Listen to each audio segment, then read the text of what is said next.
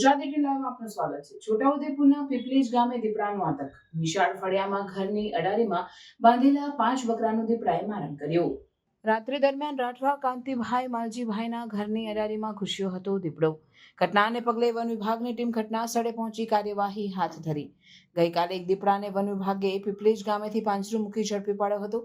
ફરી દીપડા દ્વારા બકરાનું મારણ કરતા લોકોમાં ભયનો માહોલ। દિનેશ રાઠવાના ઘરની અડારીમાં બાંધેલા 2 બકરાનું અગાઉ દીપડાએ મારણ કર્યું હતું। વન વિભાગે ગઈકાલે એક દીપડાને પૂર્યો હતો પાંજરે।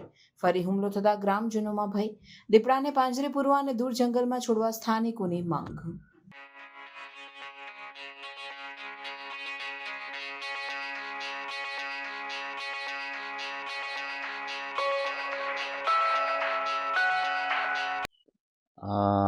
પીપલેજ ગામ છે, ત્યાં આજ રાત 5 બકરા મારીને દીપડો જતો રહ્યો છે।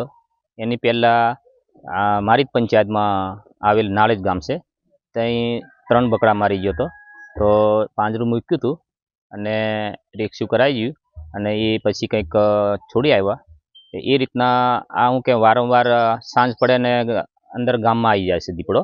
ને હમણાં તો આ જાનવરોને હુમલો કરે છે, કોઈ દિવસે ના મળે તો કંઈક નાનું છોકરું કે કોઈને બી માણસને કદાચ હુમલો કરી જાય તો એની જવાબદારી કોણ રહેશે?